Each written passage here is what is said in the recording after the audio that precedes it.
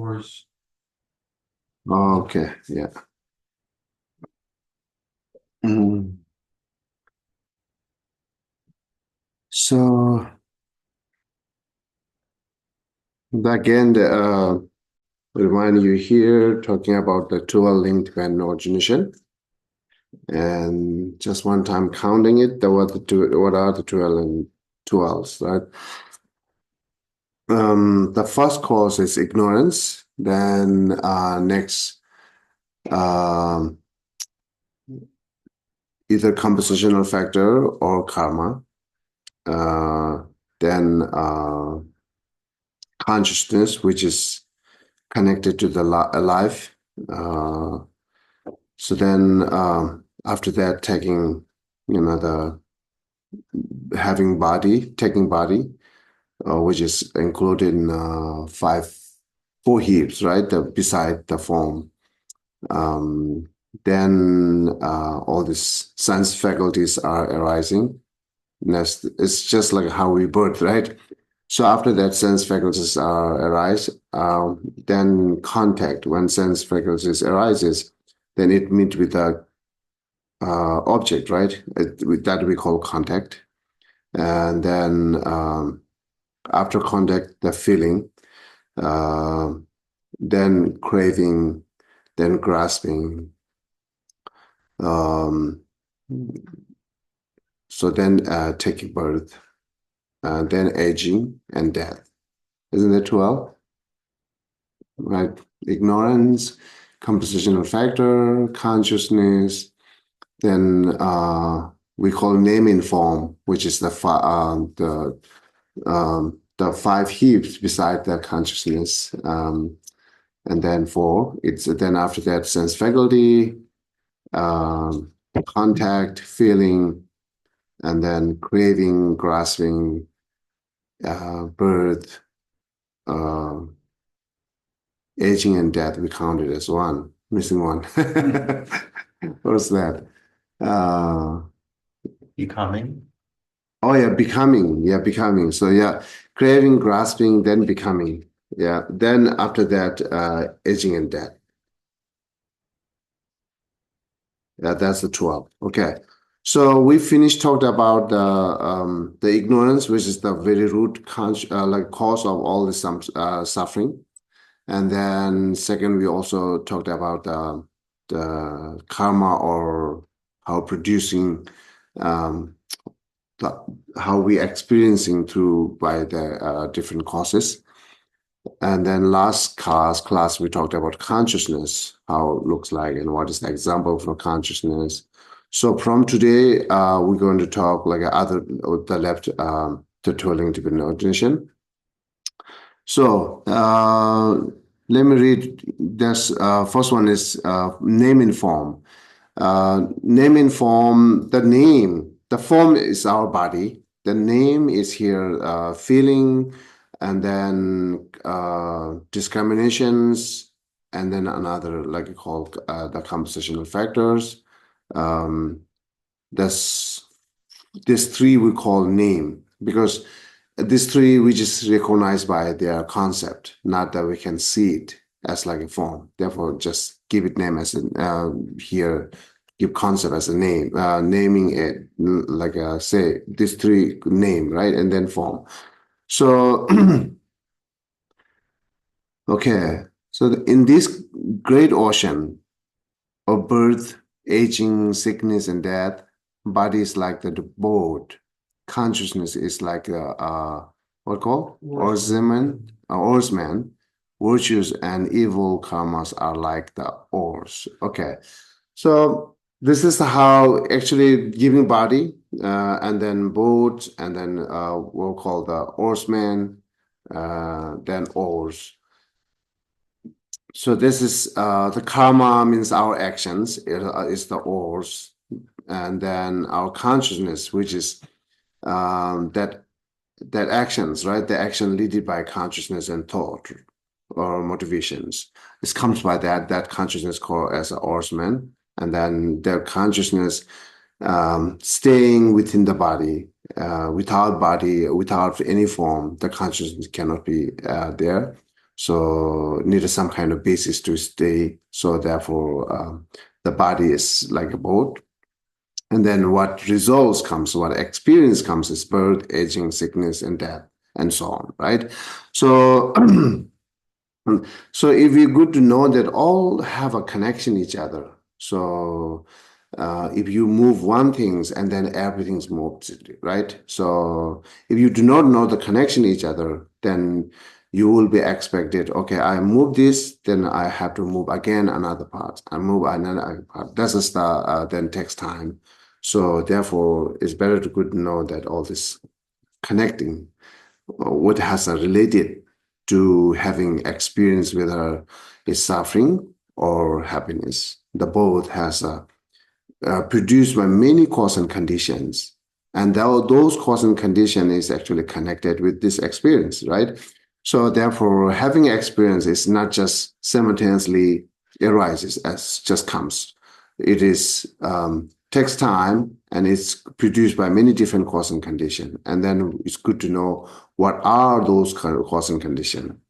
Then you will know how to stop and how to overcome by suffering, right? So, okay, this is giving here example. And then within the name and form, like within the form, the consciousness remaining in the form, and what comes in next. Saying feeling, discriminations, and mental formations. Okay. The feeling, you might know that what is the feeling. Here, the first feeling is only that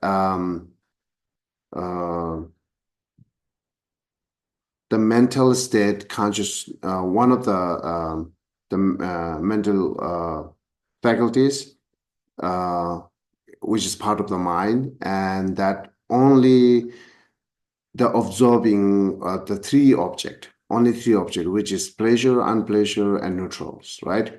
So that's what we call feeling. Not that sometimes we have a misunderstanding between thought and feeling. So sometimes we describe this thought or I feel it. So actually it's thought, right?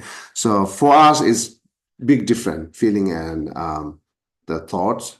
So feeling is again one of the mental state, and then it's only the perceive or absorb on only three objects, which is pleasure, unpleasure, and neutral. So none other objects perceived by this feeling. So and then discrimination is that another type of, it's a part of the mind, but it's like another type of mind that which is functioning to describe, say, oh, this is man or female, male, house, chair, table, everything we describe is we are separating from our main mind. It's a part of the main mind, but one of the different aspect of the mind, main mind. So I don't know, in West psychology differentiated this or not. So, but we differentiate it between the main mind, and then there are, in general, we say like a 52 or 78 secondary mind. That's we said it. So sometimes using here the self-consciousness, right? So I don't know if it's exactly same or not. The what we secondary mind and then mind. Yeah, actually it's good to take class for subject for that. It's a huge topic, the mind and like the consciousness things. So anyhow, we all this part are we differentiating is like that means we are not thinking that consciousness means just one, and it's act as like one person act many things, right? So it's not exactly like that, but it has many different like categories within mind. So therefore, feeling is one of the mind, and then next, the discrimination is another part of the mind that describing knowing the father, mother, son, children. That's how we describe. This is one of the secondary mind. And then mental formations here, beside feeling and discrimination, what I counted like a 78 or 52, all the secondary minds are in mental formations. For example, the anger, attachment, like all these mental afflictions, or faith, admirations, those all the virtues are also the other things there. It's included in mental formations. So mental formation has a lot of, it's a big continuous. There are many different mind categories in that. So there's a feeling, discrimination, and mental formation. These three enter the board like a body. So, generally saying body and mind, right? The relation between body and mind. So, and then again, the Buddhist, the describing mind is the formless, the not no form, and then but avoid and what we're giving definition for mind is clear and awareness. The clear means there no form. That's one way to describe. Then awareness is like perceived or cognize all this different type of object. This is general the mind. So therefore, we not say brain is mind. We not say heart is mind. We not say that all these nerve systems are mind because these are the physic form, right? Mind is not the form. So, but it has a relationship between the brain and mind as like a heart and mind because it's relationship between we and house, right? We stay in the house. The house is like a body, and then we are like a consciousness, which is stay in the mind, and then taking many different activities, right? So that you can take example. So Geshe, uh-huh. could we say mind is consciousness? Yes, yeah, we actually, for us, mind and consciousness is not different. Exactly, I'm saying consciousness, I'm talking consciousness, yeah. Um, um, we do have a different term, but all the meanings are same. Yes, the mind and consciousness is same here. So, okay, then, the body moved by actually consciousness and mind, which we say thought or motivation, right? So those are the one of the mind we described it. So every action, the physic, whether it's the verbal actions or like a body actions, is both driven by mind. So this is the relationship between mind and the body, and then again, that I already mentioned that the body is like a basis and foundation, like a house, and then mind is who lives in there.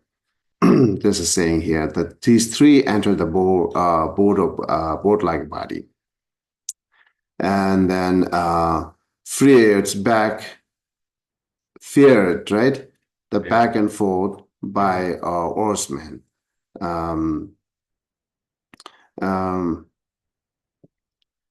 Consciousness linked the mental formations. And then, okay, next line. They said through countless lifetime past and future, one repeatedly move up and down. So even we not talk the previous and future life, this life from since young to aging. So all this like a growth or moving, same time, all this inside the consciousness moving. That's the you can take a CI example, feared back and forth by the oarsman. So therefore, consciousness, as I mentioned, consciousness dribbling and dribbling everything, right? So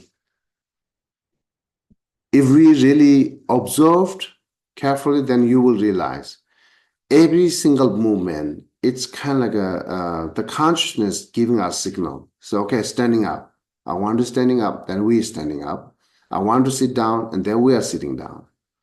But it's too fast, or we are not absorbing, or therefore we're not realizing that connection between that the mind and the body actions. Even like a verbal, every single word is comes, think and comes, right? So people say, "Oh no, I said it accidentally."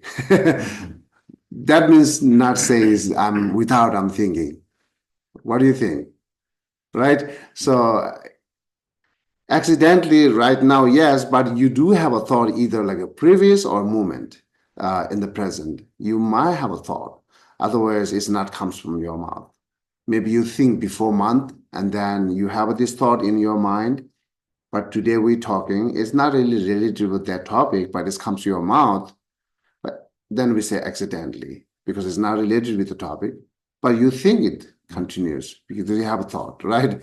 So therefore, it's driven by every like a thought, and sometimes we call it motivation, sometimes we call it intention, which is associating with the mental affliction or virtuous mind.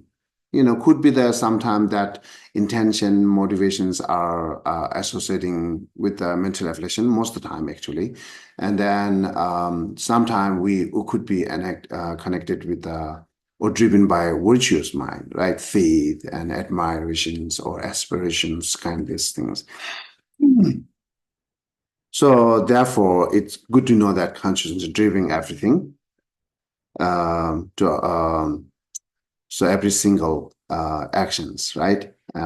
Therefore, if we want to change our physical actions, then of course we have to change our mind, or we need to be mindful or have a good vigilance to see the mind how thinking or how motivating are, right? So that's how we can change our physical actions, either verbal or body. So it kind of repeating, yes, but it's okay. Therefore, we say the morality or moral ethic is the first step to changing your mind. Because moral ethics is more you are controlling that the physical actions, right? Either like a speech or the body. The physical actions you are controlling. But yes, it had to be connected with the mind. You have to think, but you are more try to change the body actions.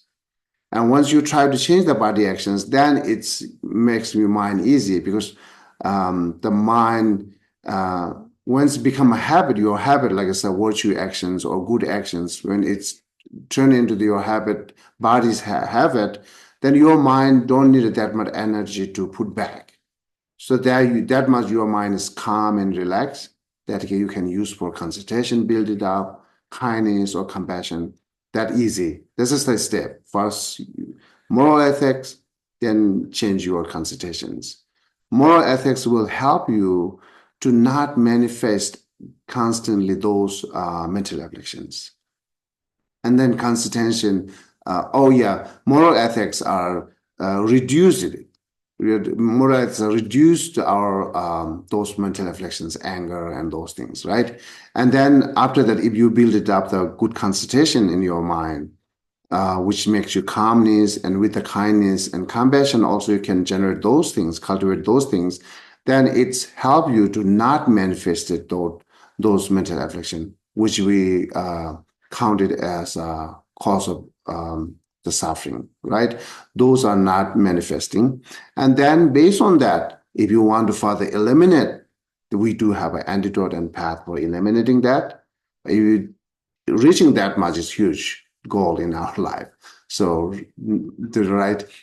not let manifested anger. It's a big deal, right? So that is very enough in our life. So instead of try to eliminating the like anger, of course they do a path, and I believe it's a possible can eliminate 100%, whoever. but it's need more like a meditation and effort for doing it. But until reach there, not let manifest anger, also need a lot of effort to getting there, right? So therefore, don't forget that as we see the connection between body and mind, then first we try to change our body actions, transform to more, or another way to build up the habit of more associating with the virtuous deeds, right? Then help you to calm mind and build it up the concentration and reduce those mental afflictions through by generate concentrations or kindness and compassion, right? That's the step. So you therefore in our daily practice, you cannot ignore the moral ethics. It's a fundamental. So you cannot see as a just easy, or you just sometimes we see it's not necessary, or sometimes we see it's like the punishing ourselves because we're not letting me keep independently. I want to do that, but as it's a moral ethics thing, don't do that. So it's not free for me. That kind of thoughts comes in our daily mind. But if as well as we have a benefit, then or long-term benefit, that's we should seek. Then we see that having long-term benefit, then it's okay to even not have independence. Even you are not totally free that you want to do it, right? So that's a daily practice. Is concluded in that you can say 10 virtues practice, right? So and within 10 virtues practice, the first 3, which is refers with the body, almost we're not happening, or we can easily control, which is killing. It could be killing insect constantly, but not killing human, right? And then stealing and what we call sexual misconduct. Those are like rarely happening with us. Or we can see that reasoning, we can more easy to stop. But the difficulty is the verbal. The verbal is the most difficult practice in our daily life, which is not lying. That's, again, we can doable, right? We understand that. And then not harsh word, using harsh word. That's also until anger, we might not use it, right? So once you get anger, then we said it. Or like a divisive speech. Those 2 I see more danger. Divisive speech and then idle gossip.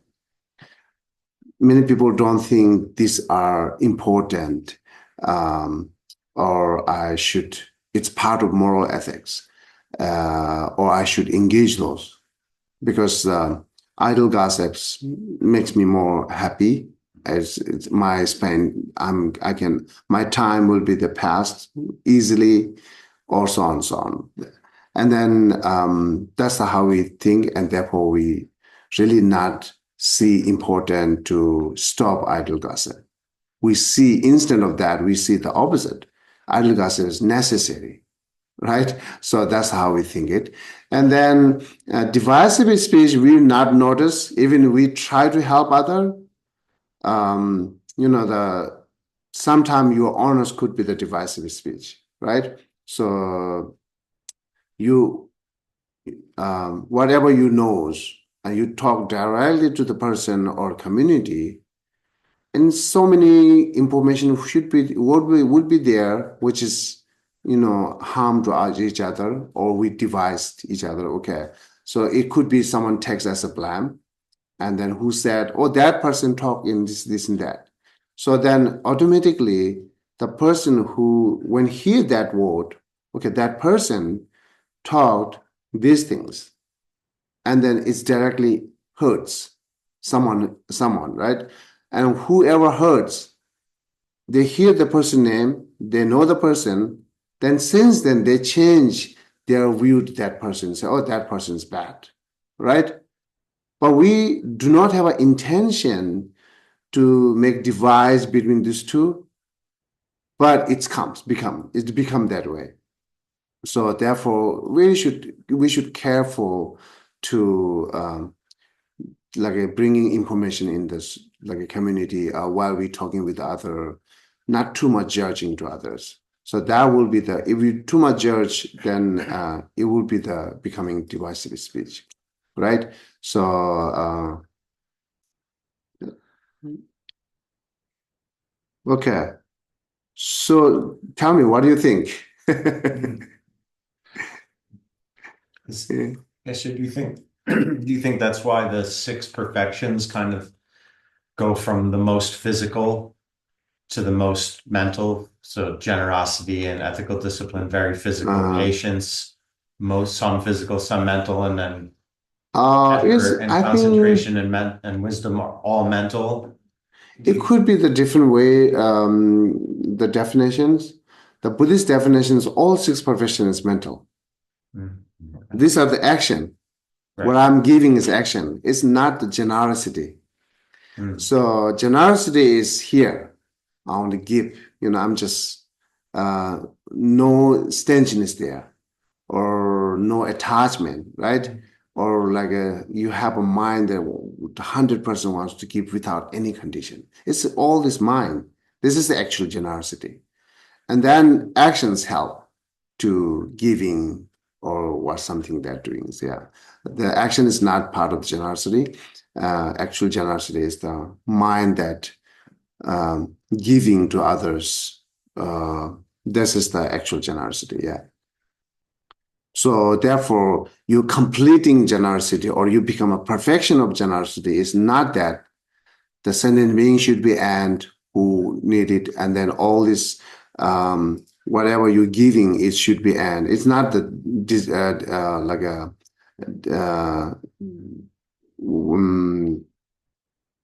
determined by these things to completing generosity or perfections. So becoming generosity, the perfection of generosity is not that whole sentient being should be and which they need it. It will not happening, right? So the poor will be remaining continuous. How much you give, many lifetime, still poor is there. Poor will be not ended. The poor person, I'm saying that who wants to like a begging. Let's take an example, right? Because the generosity we're talking here. So there will be never end, even if we are enlightened. There will be never end until samsara end. So therefore, if my generosity is completing that, if you expect ending those, like the person, samsaric being, once it ends samsaric being, then my generosity becomes perfection. If you determine by this, then it's not happening. Then you will never becoming perfection of generosity. You will never have the perfection of generosity, right? You will not never complete the generosity practice, because the sentient being is endless, samsaric being is endless, and then who are asking you to begging you something give is endless.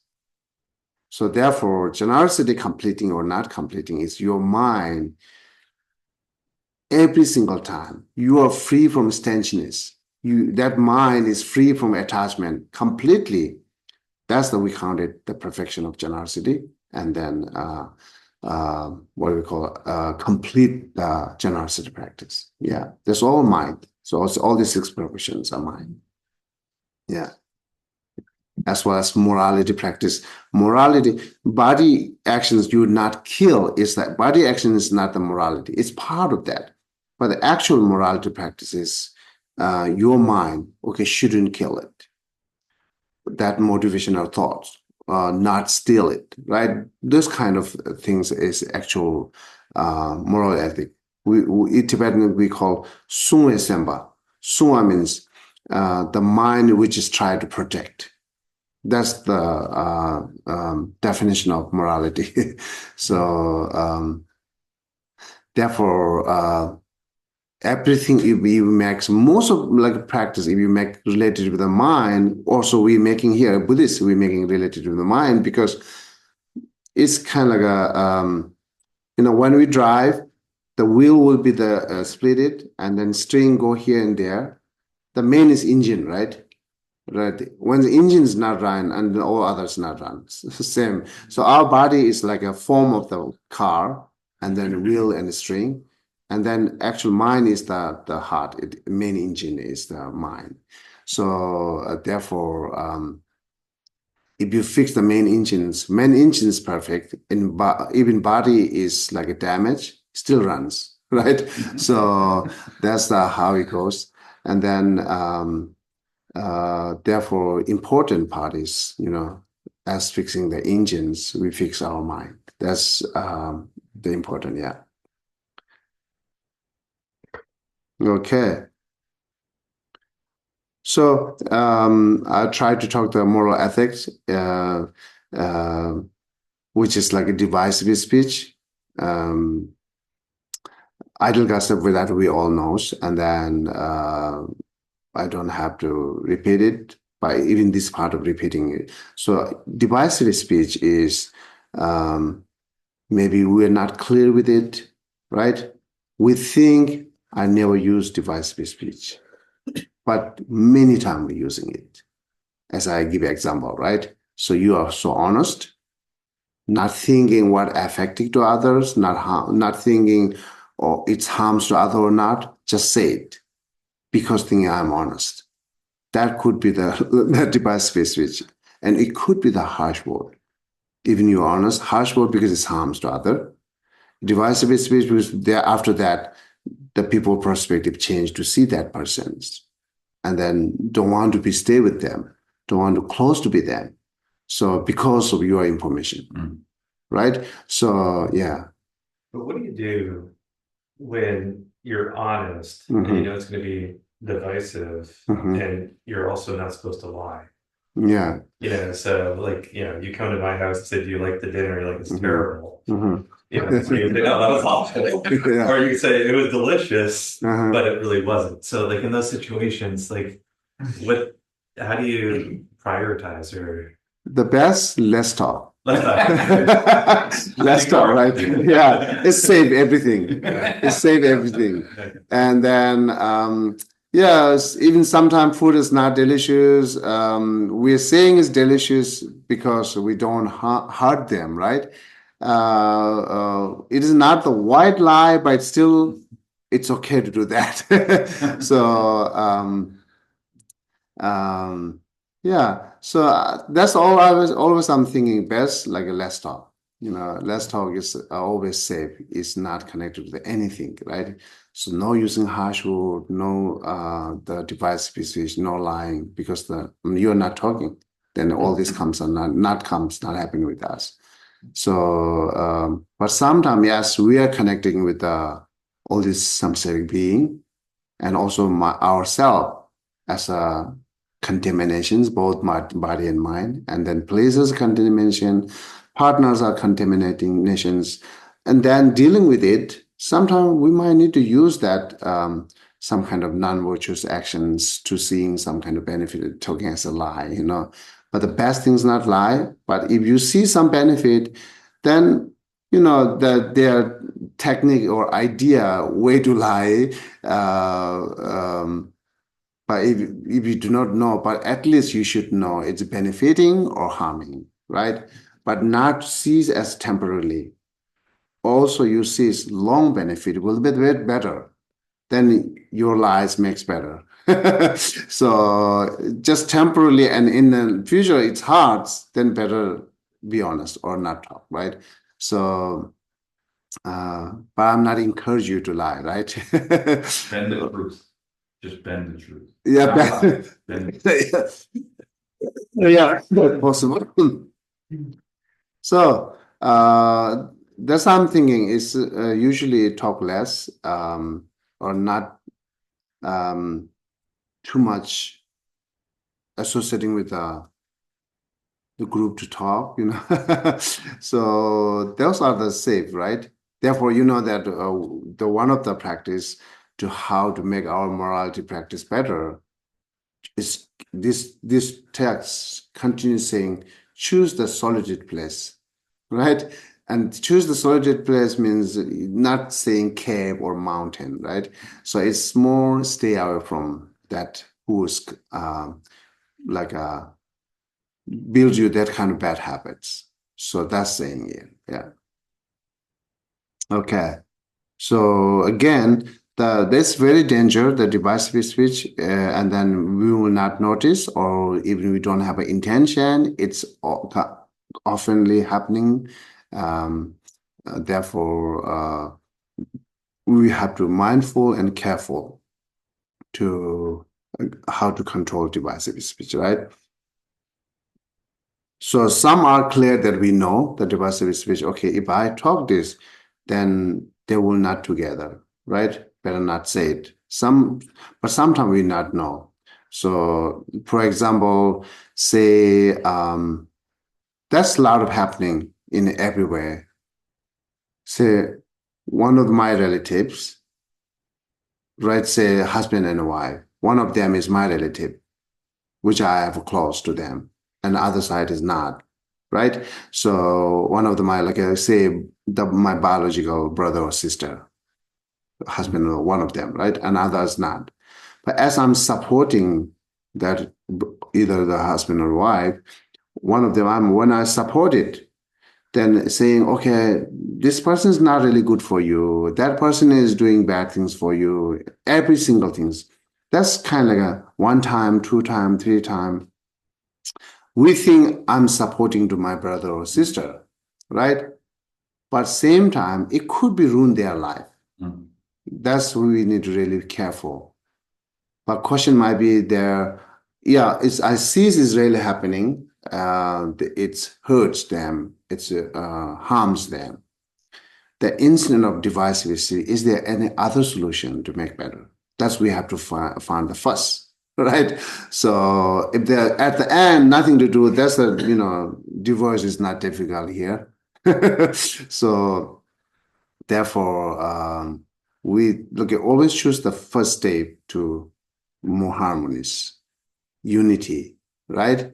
I think if we think careful, definitely there might have some solution there to make more unity, because we don't know what is the main cause they're fighting each other, right?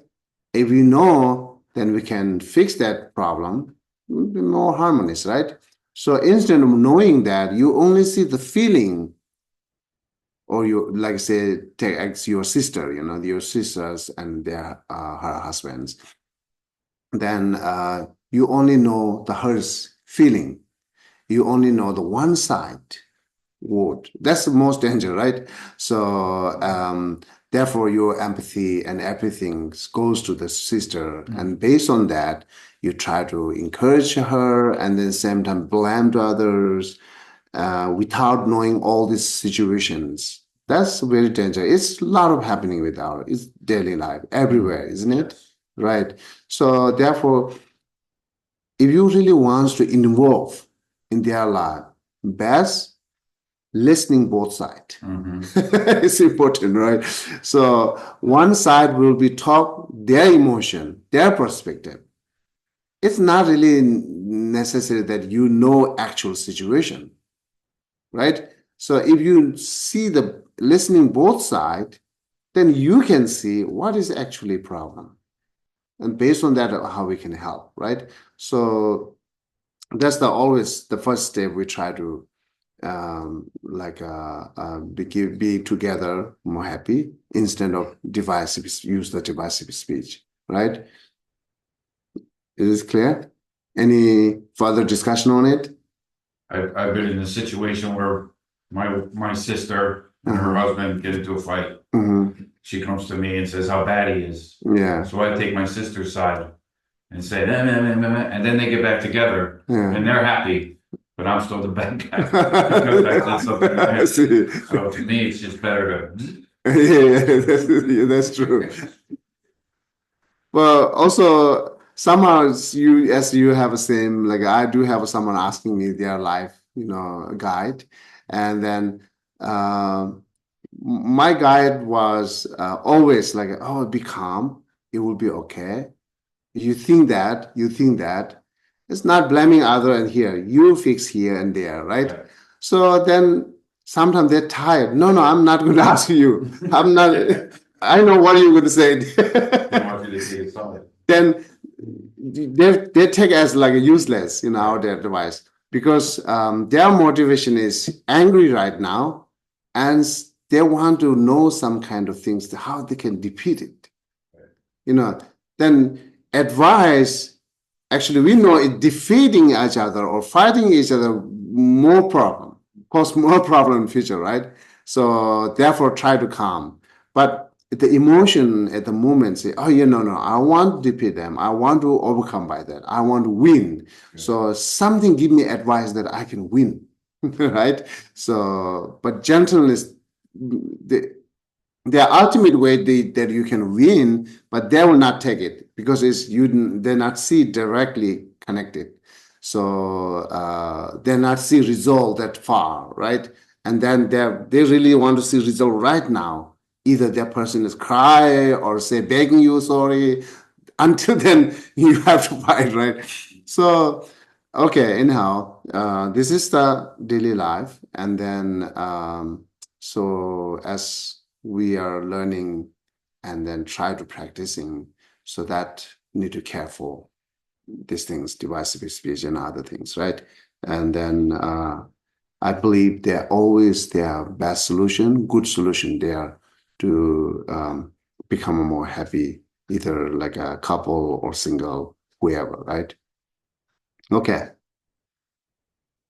So now next will be talks more how connecting those twirling dependent origination, right?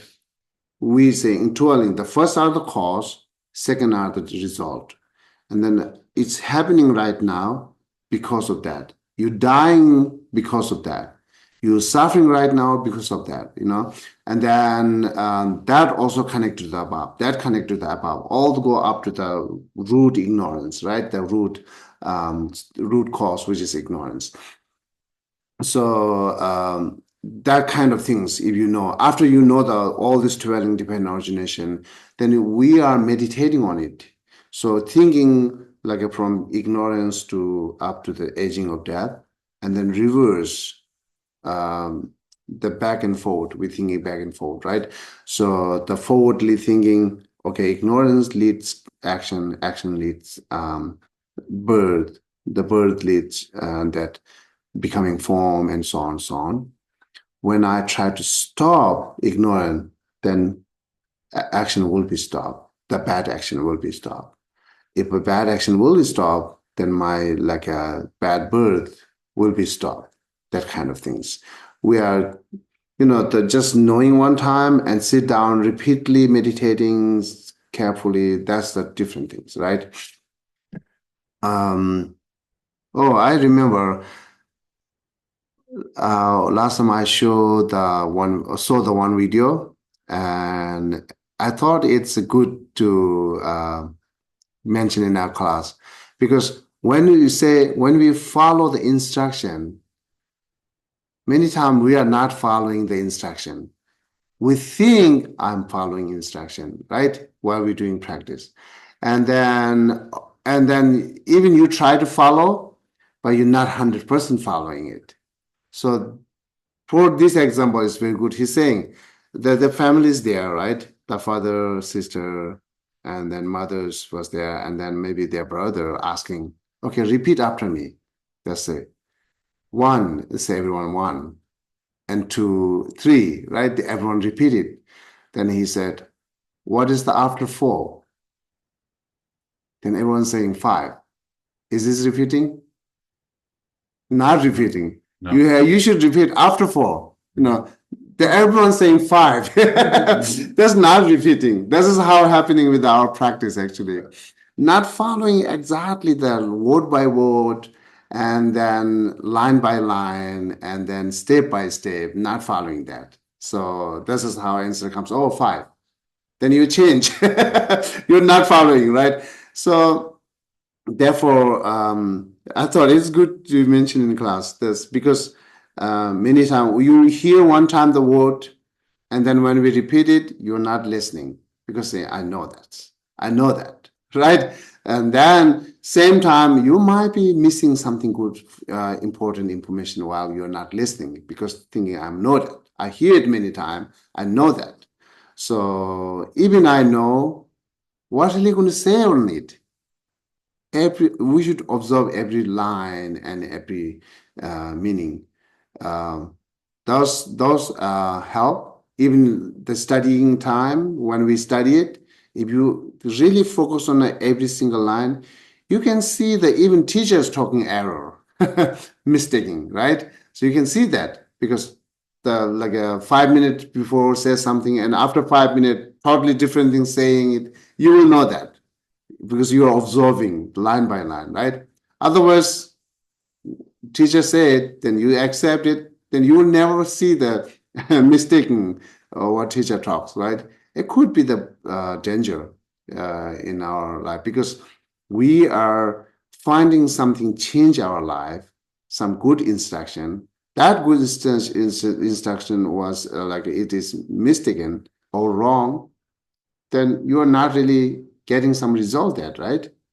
But you think it's right because it said it's teacher, because it said it text, it should be right. Then you follow it 1 day, 2 day, after a month, no result, after years, no result, after 3 years, no result.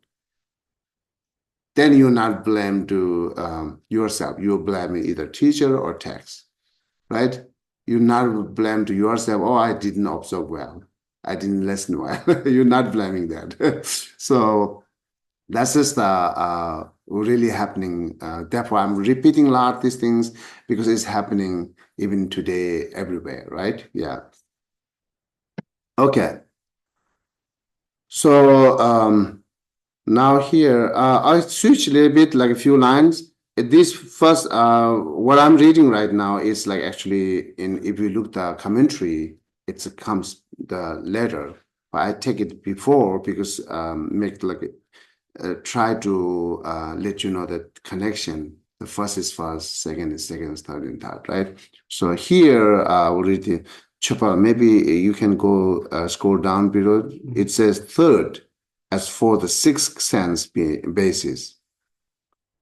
One opens the doors for the arising of form. Another opens the doors for the arising of sounds. One's open the doors for the arising of odors. And then another open the doors for the arising of taste. And then open the doors for the arising of tactile sensations. And another open the doors for the arising of mental object. So those are taken now. We have a body. Now we have a consciousness. And then after consciousness in the mother womb, the first, if we describe the Buddhist way to how to take birth, first consciousness comes into the mother womb. Then it's the body, based on that sperm, their body becoming more, right? So at that time, all the sense faculties arising at the moment after consciousness. It's still like a jelly that is not totally become our forms, like a hand and not manifest yet. It's like some kind of jelly. At that moment, we think its sense faculties will be there. And after sense faculties, and slowly, the name and form. Okay, before the name and form, yes. Form, when sense faculties are arising, I think our forms becoming more like a shape as like a tortoise. Yeah. So like first it's more totally jelly, right? It's like round, and then slowly hands comes. 2 hands. It's not completely. It's like a turtle, small. Head comes, right, and then slowly grows, and then when it's after 9 months, completely body, everything's right. But sense faculty, maybe that time sense faculty arises, but still contact is not there. And then maybe the 5th or 6th month, then context. Then baby might feel. I don't know how the Western the science are describing. Then baby can feel it. Even they not see, their eyes is closed, right? But they touch. They're all this consciousness are after sense faculties. Now eye consciousness arising, and then all this 5 sense consciousness arises. Like self-awareness. Like you start to be aware. To self. Right. Is that what you mean? Or... No, the eye consciousness is not functioning at the time in the mother womb, right? Because not sees the object, right? So until yeah. Okay. But all sense faculties there, or sense consciousness arises at the moment, right? But the contact, I think, not to have an eye contact, and then sound might be habit, right? Sound habit, and then all other smell, taste, all other things there. But I not contact directly to form. All other things are, within like 8 months, 9 months, it's happening. That's say the same things in West. Okay. So, at the time, both contact and sense faculty, all consciousness arises, even mother wombs, right? And then they move in mother womb because sometimes, because the contact that now their consciousness arises, then consciousness, same with the consciousness, have a feeling, and that is not comfortable in the mother womb, and then they move, right? Sometimes they kick, isn't it? So move and kick, those some uncomfortable or something shows some actions because of the contact with the object. The touching and smell and taste, everything is happening there. So, but at that moment, it's not that much danger because we should accept, I don't know, as Buddha is saying that all this mental affliction also there at the moment. The attachment is there, anger is there, all these other things are there, but not that strong as we do have it, and then it's not manifesting again and again as we do have it. Then after birth, you open eyes, then sees, there's eyes is in that, like eyes is everything for us, right? So until eyes is, then we not believe it. So therefore, the eyes, big things within this 5 sense consciousness. When then you sees contact with here, mother, father, and house, flower, and then you try to touch it. All this, now that's actually the context become more stronger. The contact, it means, what do you mean? Like a connecting between object and subject. The conscious sense faculty is already there based on form. Then after that, all this 5 consciousness arises. Same time, 6 consciousness, mental consciousness arises. Actually, mental consciousness is there at the way beginning, right? Before sense faculties. And then other 5 sense consciousness arises. And then the contact means it meet with the object. So in mother womb, meeting with the object, and in after birth, meeting with the object, and then becoming like 2 years, 3 years, it meeting with the object is all different, right? Once you grow, meeting with the object is some kind of emotion comes now, because as much as you learn, say this is tree, or now ruining the tree, or tree is more beautiful, tree is stronger, or this is fire, is a big fire, small fire. Based on that, all these emotions comes, right?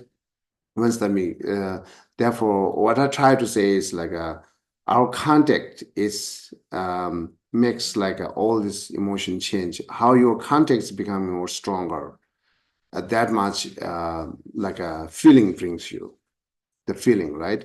So let me read it.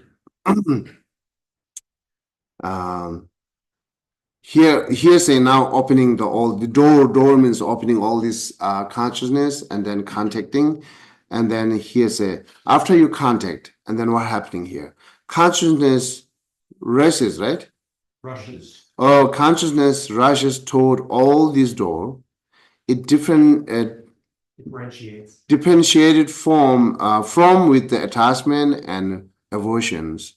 It differentiated sound. Okay, form. Okay, differentiate form with the attachment and aversions. A differentiate sound with the attachment and aversions. It differentiate door with the attachment and aversions. It differentiate test with the attachment and aversions. It different tactical with the attachment and aversions. It differentiate mental object with the attachment and aversions. Pointlessly, it enhances attachment and aversions, right? So after you contact, now the attachment and aversions, is this an example? All other mental evaluation, negative emotions are arising it. But between these two, have a feeling. The mental evaluation, emotion arising and contact and emotion is between has a feeling. Contact brings you feeling, and feeling brings those emotions or arises those emotions, right? So, but this is we here what I'm reading is part of the sense faculties, 5 sense faculties, and then 5 sense consciousness, how it arises, and after it arises, what happening it says it's becoming differentiate. Yeah. So differentiating means it's not talking about discriminations. Differentiating means it comes. Now you see form, good form, attachments comes. You see the ugly form, aversions comes. That's the manifesting it. That's the differentiating means here, right? So you're not differentiated by yourself with the intention. Okay, this is that, not that way. It just comes naturally once you see the beautiful form, and then attachments comes naturally. That's different than aversions.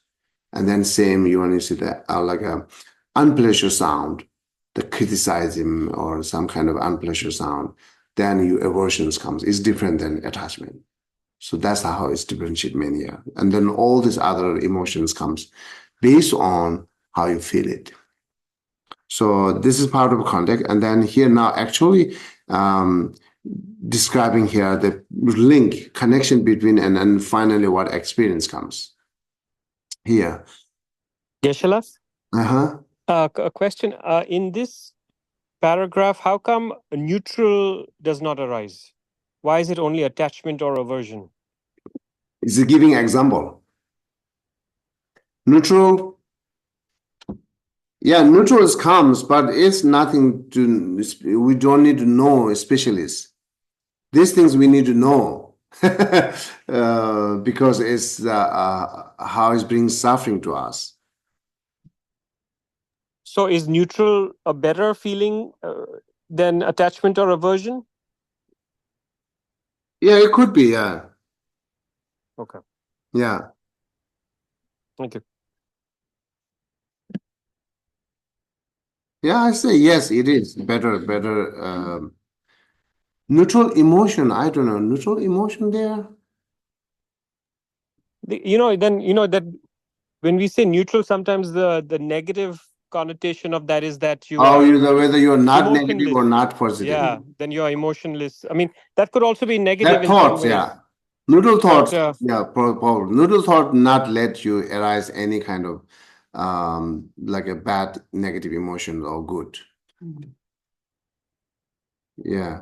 Okay. Can I ask a question, Geshe? Uh-huh. So the consciousness that's before name and form in the 12 steps, that's like a subtle consciousness, as opposed to then when the aggregates form, that is a gross, that's the consciousness that we're accustomed to. The principle is subtle consciousness, which is taking birth. Yes. Right. Before the. Yes. Yeah. The before means we should separate it. Before means, like I said, today, if we talk Buddhist to take life in the next birth, right? So today consciousness is counted as a third number 3. Right. But this is gross level, which is holding the imprint of all the karma. And then when it's connected to the next life, it's subtle consciousness. And then here, the third, number 3, the principle main is the subtle consciousness, yes, which is taking life, yeah. Okay. So here, contact refers to the meeting of two things.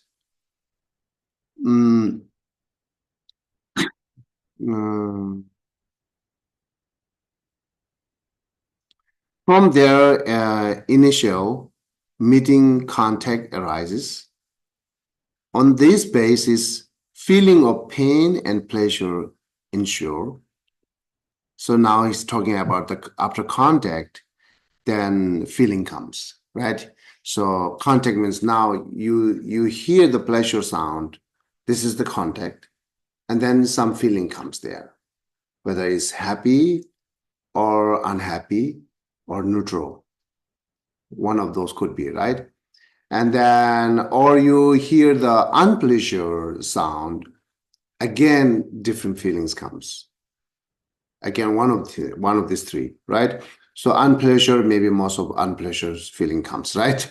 So, and then it goes with all these 5 sense door. You can, we're giving example with the sound or form, even like a smell, same, contact the same, right? So when you touch to some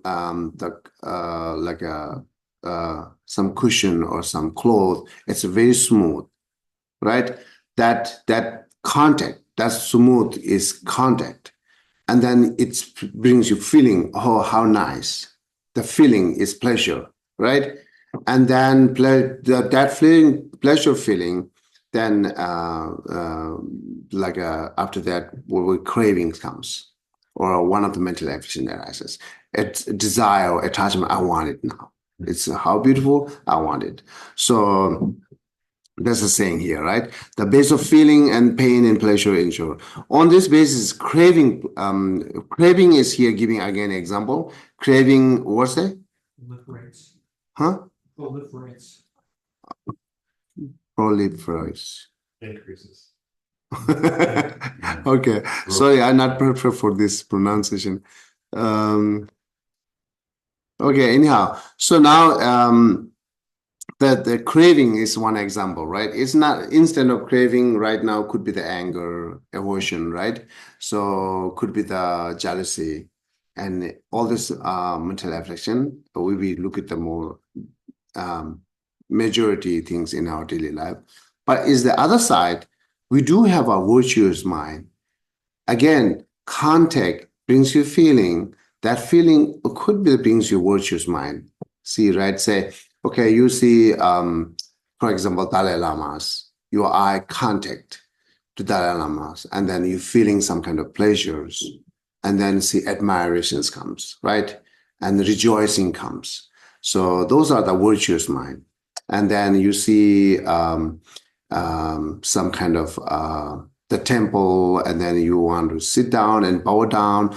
Those actions comes because the contact, right? The contact brings you feeling some kind of different, and then contact comes. So someone sees Dalai Lama, they're no feeling. In contact, they're no feeling. Feeling is neutral. Then could be the emotion could be neutral, right? Or like some people see Dalai Lama, when they see it, contact, and feeling is anger, then emotions like aversions or this kind of things arises, right?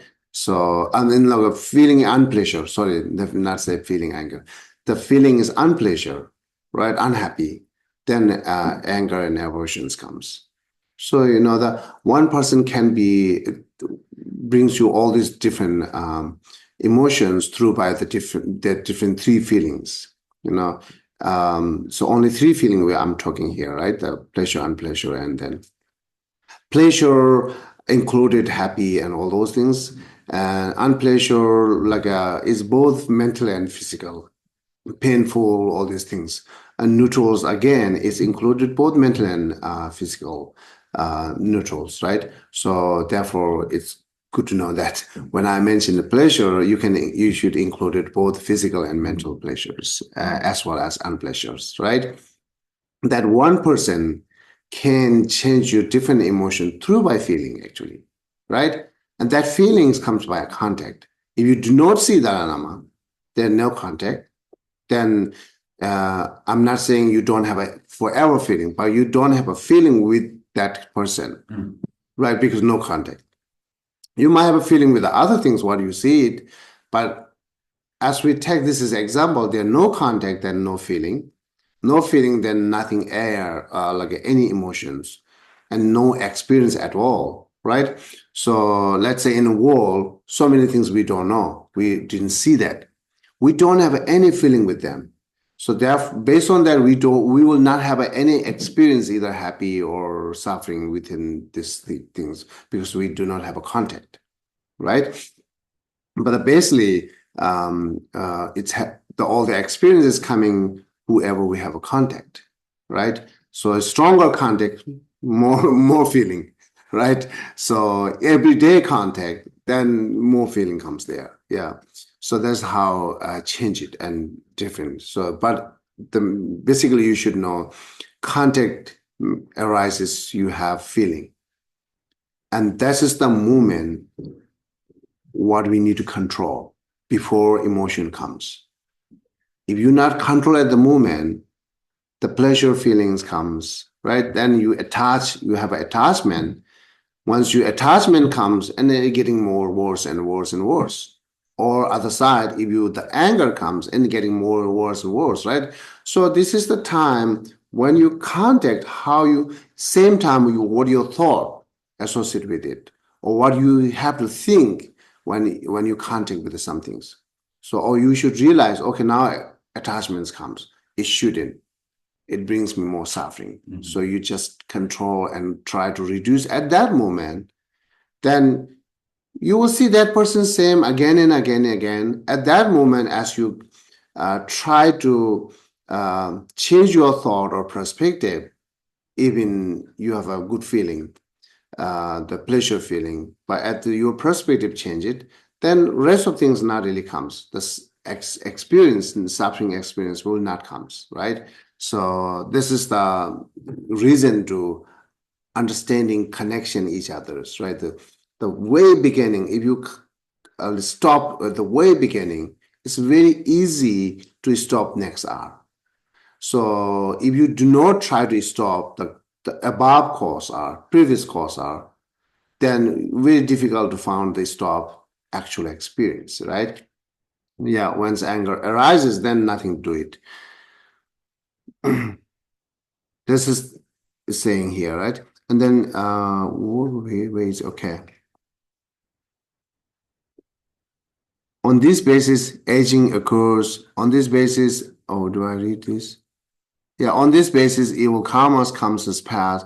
In this basis, negative fruit come into the being. Those are talking about below ones. On this basis, aging occurs. On this basis, of which sickness arises, and then sorrow and what called?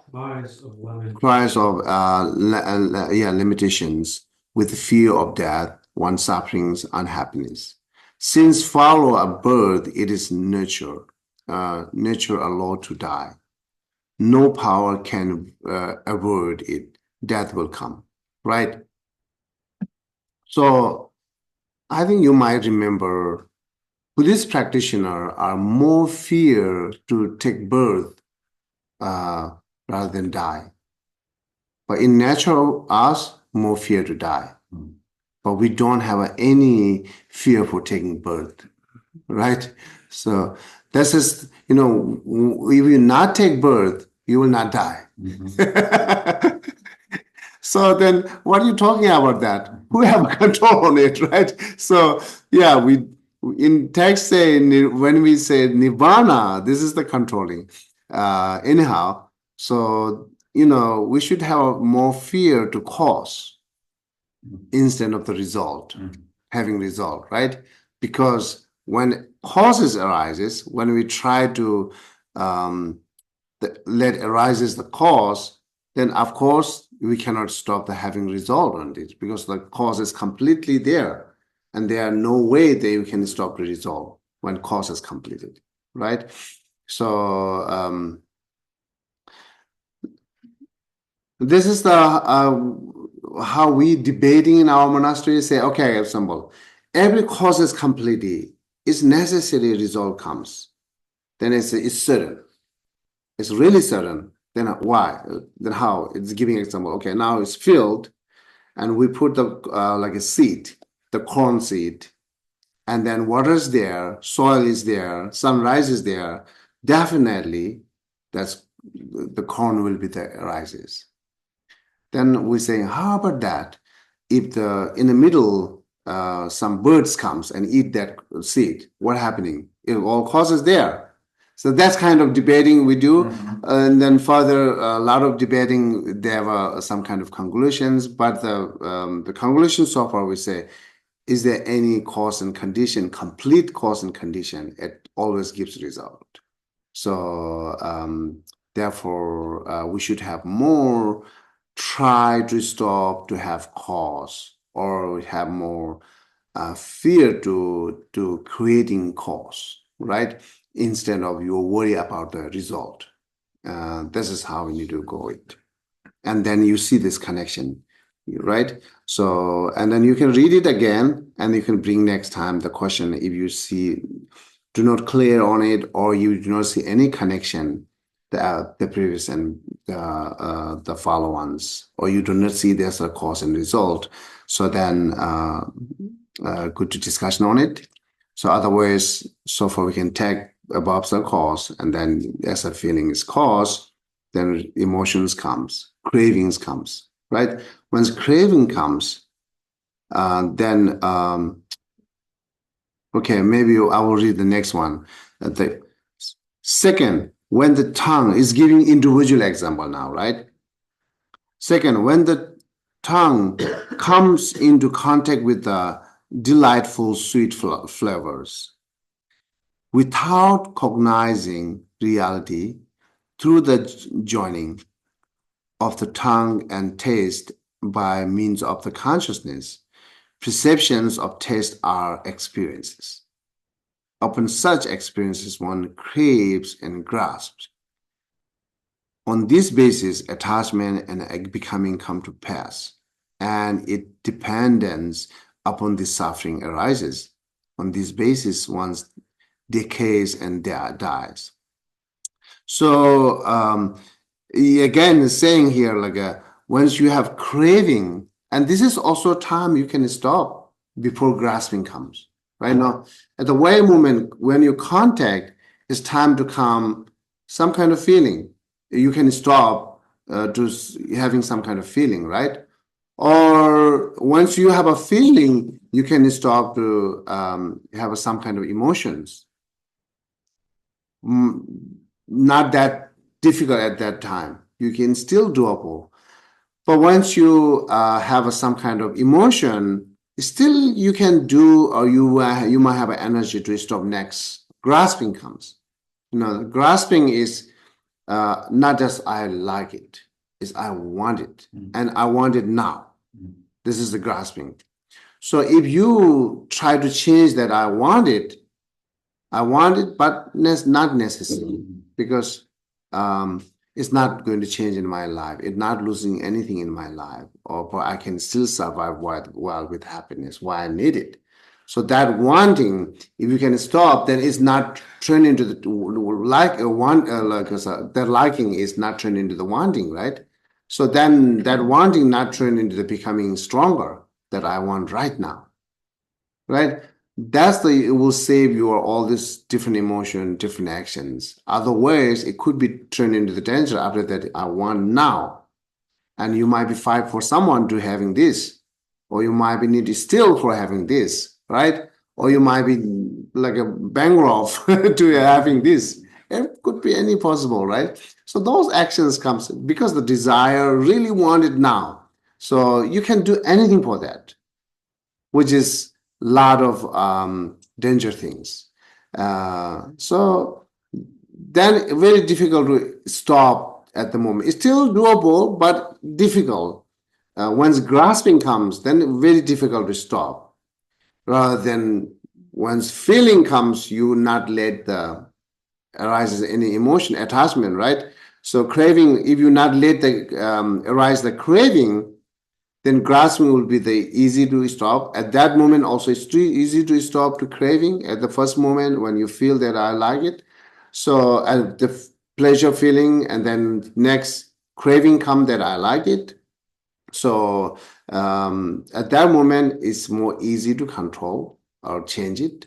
So then it's turned to the grasping, then very difficult. Then all this different type of actions comes, which is cause you have a lot of suffering, right? So then experience comes after that. Your actions either suffering or happy, more suffering. This is how contact, right? So any question? Yes, please. Yes, thank you. I'm new here. My name is Brian. Uh, I'm appreciating this today. Nice to This meet is you. Peaceful here. uh-huh. Can you, in simple terms, maybe just explain the big concept of attachment Oh, I see. and maybe the dangers of attachment? Okay. Yeah, it's a good question. So attachment, simple way to describe that something that you don't lose it, not let it go, or very difficult to separating it. That's attachment, yeah. Something that you found difficult to separate it. Even you want to separate it, but it's difficult to separate it. That you can take as an attachment, right?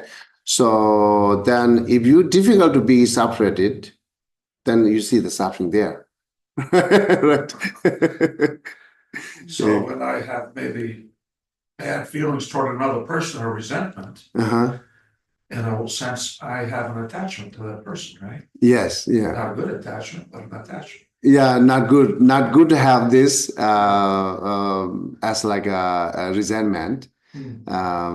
But we can good to have relationship continuous with be kind each other, right? But not necessarily attachment. Yeah. So attachment always brings us to difficult to separating it. And would that include like expectations? You know, my heart was set on having this relationship, and I didn't get it. So now, you know, my heart is broken. I think it really means my expectations didn't get met. Yeah, right, definitely, yeah. So it brings you it goes always together, like expectation and attachment. Okay. You know, these two are different. Not necessarily always should have an expectation, but most of the times goes together. Okay. Yeah. So you want to become a fan, that's your attachment. And expectation also, it is like I want to become a fan, right?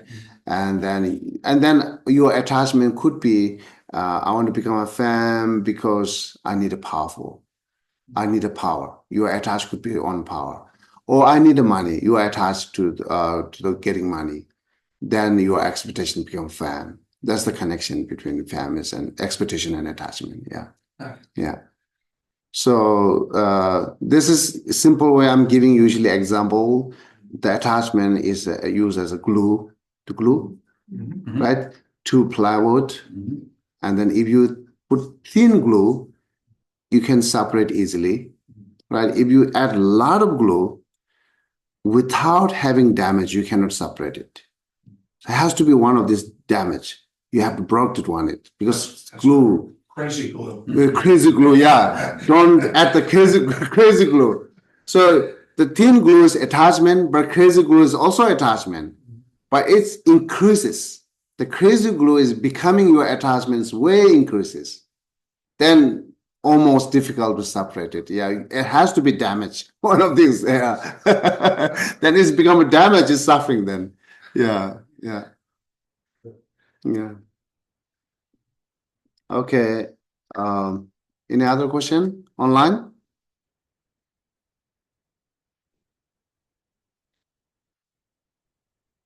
I could ask a question. Geshe, can you hear? I can hear you. Oh, so I remember hearing one very good teaching which talked about craving, and someone asked, "Oh, why aren't you talking about also instead of craving, why aren't you also talking about aversion?" And the person said, "Oh, because they're both craving. Aversion and attachment are both craving." And when I thought about that, and I think you might agree with that. I don't know. I'm just curious. This is my question to you. Is craving attachment? Yes, I think, right? But is aversion also attachment? You're attached to getting rid of something. Is that another form of attachment, in fact? Aversion is, you are basically arguing aversion is another form of attachment? No, of craving. So in other words, craving to get rid of someone or Oh, something I see. is That's in not fact necessary. Yeah, it goes aversion, with but the it's a both. form of yeah. Yeah, I think it goes with the both, but it's not necessary to attachment. Which Craving you, is not necessarily to attachment. no, which you talking about the get rid of the craving, right? Your desire to the free from craving. That's you saying? Yes. Yeah. So that's we talk like a desire, not use always. Say I'm not using desire to achieving enlightenment, or I'm not using desire to having bodhicitta. Yeah, that's not what I mean exactly. I mean, if I hate someone and I want to get rid of that person because I perceive they are of harm to me, Yeah, this is not necessarily craving. why not? Could be craving, it not Ah, necessarily craving. ah, Because you might be follow reason instead of emotion. yeah. Yeah, you want to get rid of it because the reason is different, right? Oh, yeah. Yeah. Okay. And so now the more complicated question of this is a mother has a lot of attachment to a baby and takes care of the baby very well because of the attachment, but Yeah. it's still attachment. Is that virtuous attachment because the result is good, or is that non-virtuous attachment, but the result is good by coincidence, by accident, Result, we should count it every single actions, right? Taking care is one word.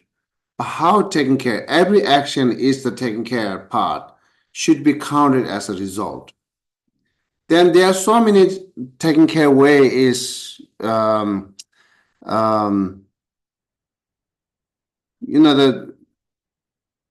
let's say kids, right? Kids are feeling that my parents still, I'm thinking kids, young.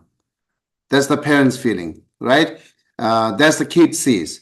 And then based on that, the not giving them like some kind of authority or decide to take decision in their life because the parent think they are kids. And then kid thinks, oh, I grow enough, and then why not let me take decisions? So because the parents' desire or attachment that it's my kids, number one, I don't want to be, separate from me in generally. Or another things, I want make them better, right? Therefore, you should go my way, right? You should follow my decision because I want to be better. Those are like I think the actions is how taking care to children. Those are most negative actually, and then it's part of the taking care, which just comes from desire. You have to do my way, or you're not right to your decisions, or so many things, right? Right. So maybe you're saying that It's kind of like a mix. There are so many things. Compassionate, Yeah. because some is compassionate care. Yes, some It's parts, pure yeah, compassion. yeah. If the child's yeah, in danger and yeah. the reaction is to save it, that's for an instant pure compassion, right? Yeah, you can imagine that, yeah. Different scenarios is like a mix of attachment and non-attachment. That's exactly. So sometimes you can imagine that I should take care of my children with the only compassion. Then you think just you should know the definition of compassion, and you feel that I have a compassion, I'm taking care of my children with my compassion instead of my desire. Then see what action should be there. So right now, all the example what we're seeing, relation between children and parents, how parents taking care of children, as always mixed with the self-centeredness and attachment, right? Therefore, a lot of like a difficulty and suffering comes because of that. But if you more taking care of your children with a kind and compassion mind, pure compassion mind, they're no almost the parent will be never tired actually. So and never prostrated. What do you call prostrate? Prostration? Yeah, never prostrated, never tired, or never get angry. So these things will not have if you take care of your children with the compassion. But yeah, I think it may be difficult to imagine that because actually we didn't test actual compassion, how is feel it, right? How it comes with us. Otherwise, you can see that, then you can see how taking care with the attachment is difficulty. So you could say true compassion without attachment will be difficult to recognize because we confuse sometimes our compassion with attachment as pure compassion. So here's the really problematic part. If you okay, so go back to your idea of the bird eating the seed. So if all karma must ripen, how do we purify negative karma?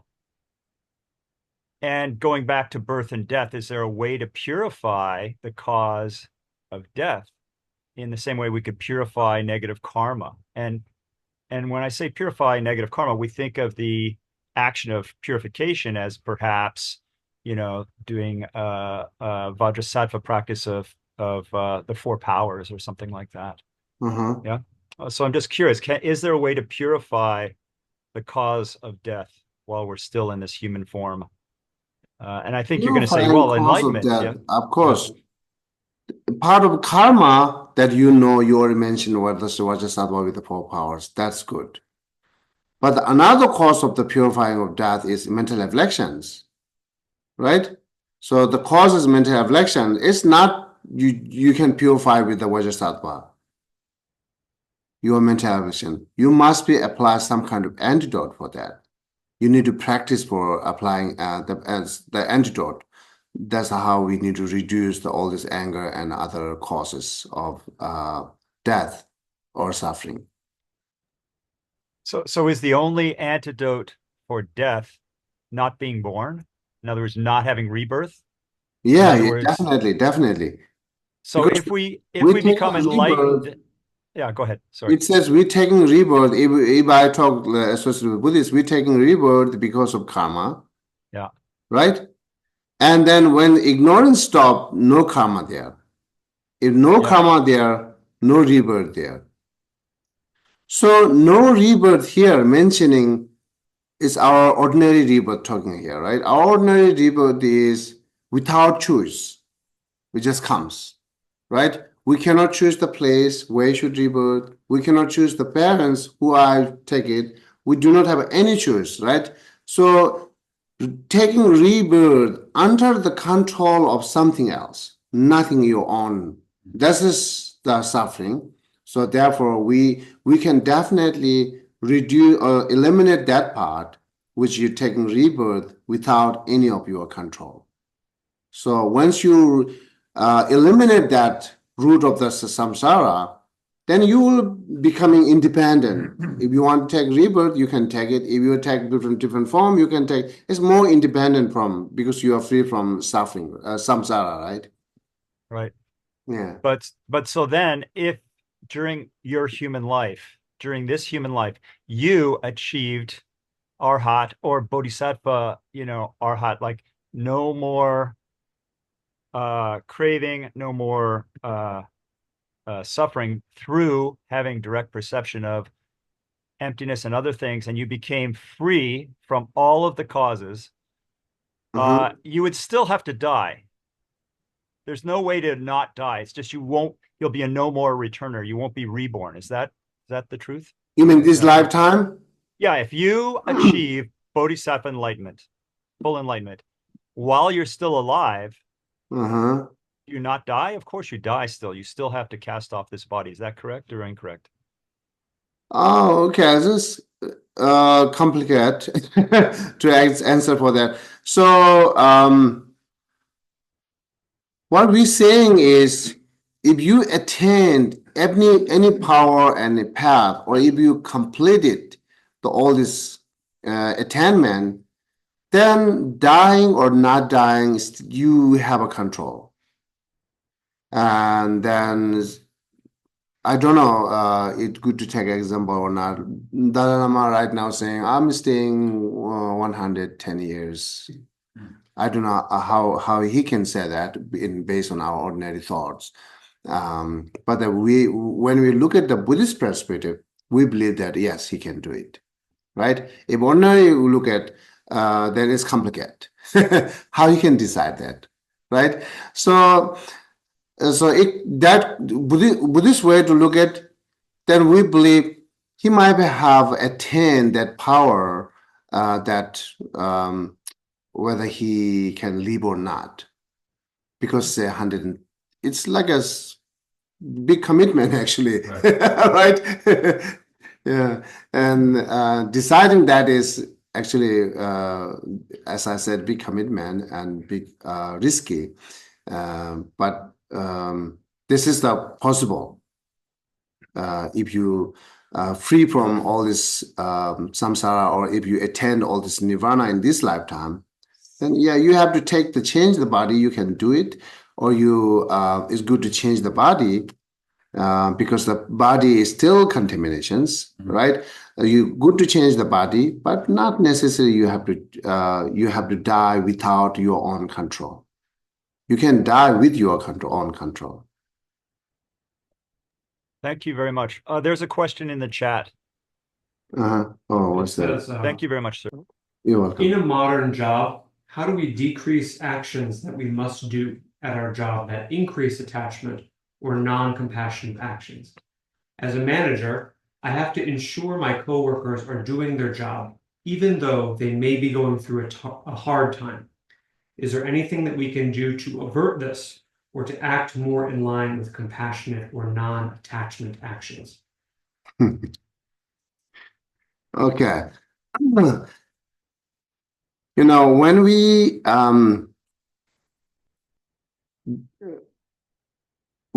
do something job, or like leading something, becoming leader, here we do have an expectation, complimentary, right? Praise or success job, and so many expectations and attachments comes with it, with the self-centeredness as well. I need a compliment, right? So if people compliment to me, then I'm something powerful and I'm something special. You know, that self-centeredness, self-ego, expectation is most of the time involved when we become a leader, or like an ordinary worker, whatever is there.